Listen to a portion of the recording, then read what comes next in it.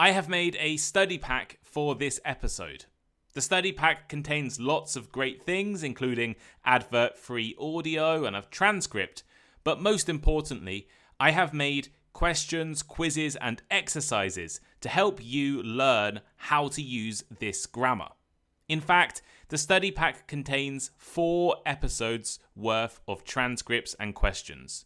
The episodes included are all of the conditional grammar. The first conditional, second conditional, third conditional, and also an exclusive bonus mixed conditional episode that won't be released publicly. This study pack is free for my Patreon subscribers, or you can buy it for £10 over on my shop. Click the link in the description right now. Go and study some grammar. Turn your passive listening into active learning. Hello, I'm Tom Wilkinson, and welcome back to another episode of the Thinking in English Grammar Podcast, a podcast for intermediate to advanced level English learners. Imagine if China had been the first country to industrialise and modernise. How different would the world look? What culture would be dominant? How would history have changed? Would technology and industry still be recognisable? In order to talk about this and similar topics focused on unreal situations in the past, we need to understand and know how to use the third conditional grammar. Let's practice the third conditional grammar and learn about the alternative history of China at the same time. You can find a full transcript for this episode on my website, on Spotify, and on Apple Podcasts.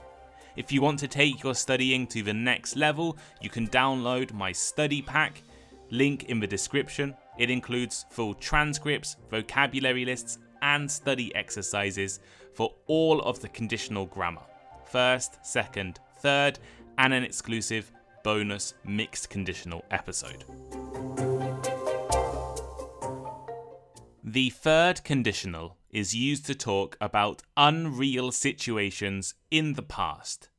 It describes a condition that did not happen and its possible results, which also did not happen. It's like imagining a different version of past events, thinking about what could have been if things had happened differently.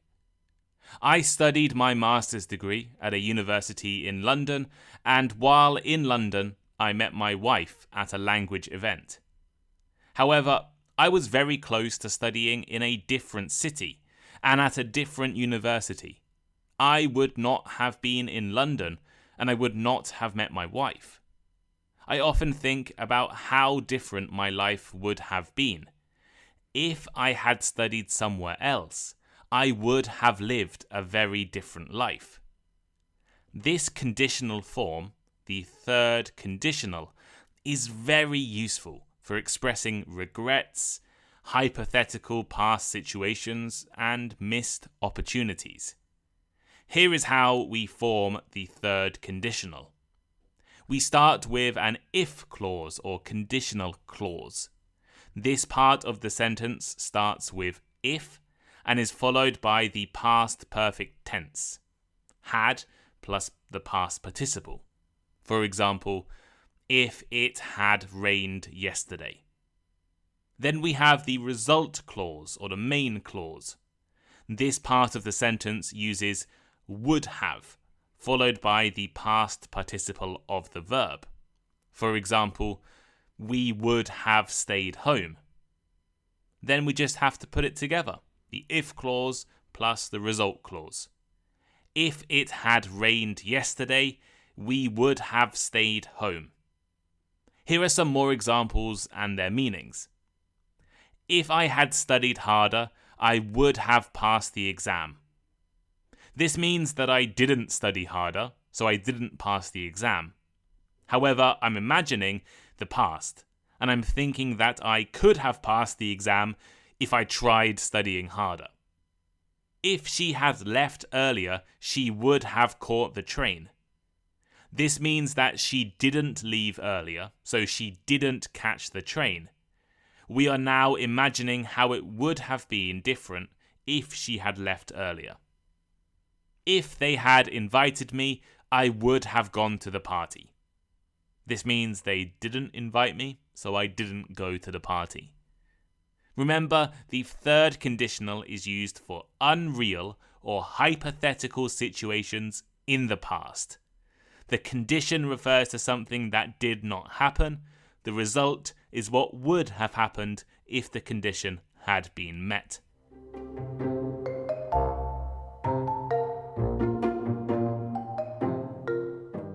One of my favourite ways of using the third conditional is talking about alternative history. I actually took a political science class as an undergraduate with an excellent professor who wanted to encourage us to think in unconventional ways.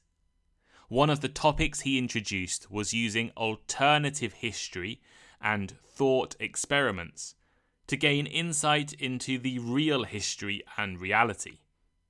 Alternative history questions include things like, what would have happened if the USA never joined in with World War II?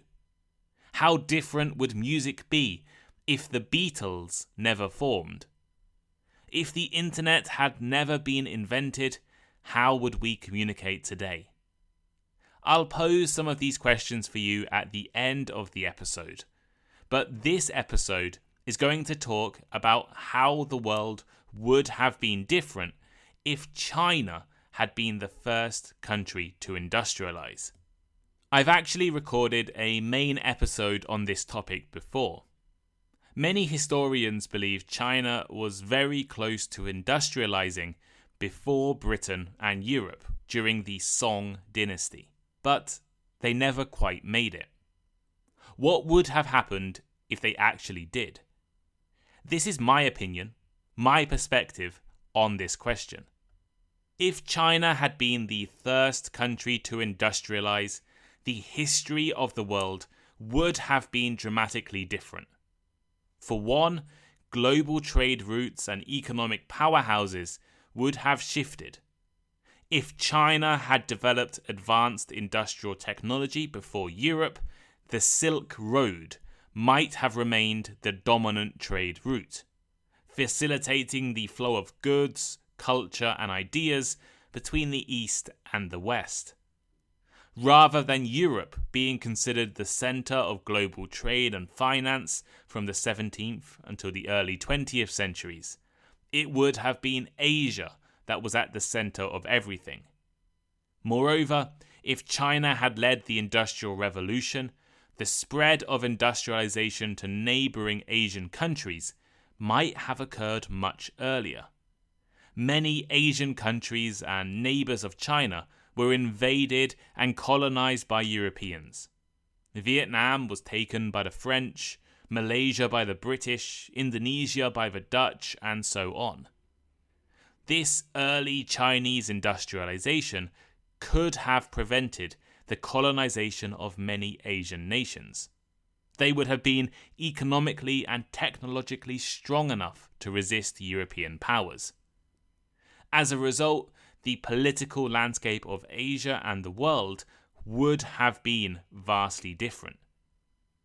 If Chinese inventions had been at the forefront of the industrial era, we would have seen a different technological progression.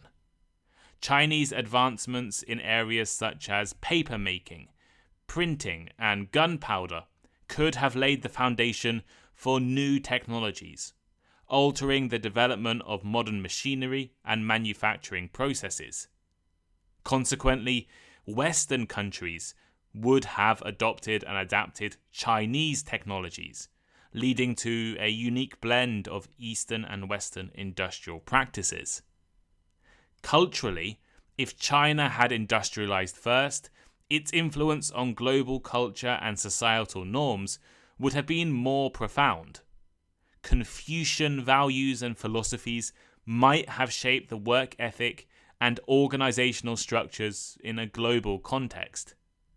If you pick up a book on philosophy right now, the chances are it will be focusing on European philosophers, the ancient Greek masters, Roman Stoics, and then more modern thinkers from France, Germany, and the UK. If China had industrialized first, it is likely you would be picking up books on Confucius, Mencius, and Sun Tzu. Additionally, Mandarin could have become the primary language of international trade and diplomacy, much like English is today. There is a high probability that if China had been a global power, like England once was, then you would be listening to thinking in Mandarin instead of thinking in English. In terms of environmental impact, if China had pioneered industrialization, the focus on sustainable practices could have emerged sooner. Traditional Chinese practices that emphasize harmony with nature might have influenced industrial methods. Overall, if China had been the first country to industrialize, the global balance of power, technological advancements, and cultural exchanges and environmental approaches would have evolved in ways that we can only imagine. By thinking hypothetically in the past, considering alternative histories, we can experience completely different worlds and perhaps learn something about the current world.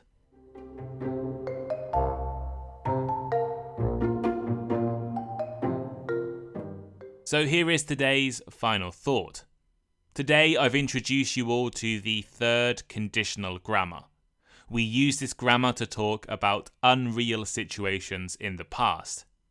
After explaining how to form and use the third conditional, I tried to demonstrate the grammar by talking about the alternative history thought experiments. More specifically, I tried to imagine how different the world would be if China had been the first country to industrialize. Now you have listened to this episode and grammar lesson, let's practice your English. What would have happened if the Roman Empire had never fallen? If the Industrial Revolution had started in Africa instead of Europe, what impact would it have had on colonization and global trade?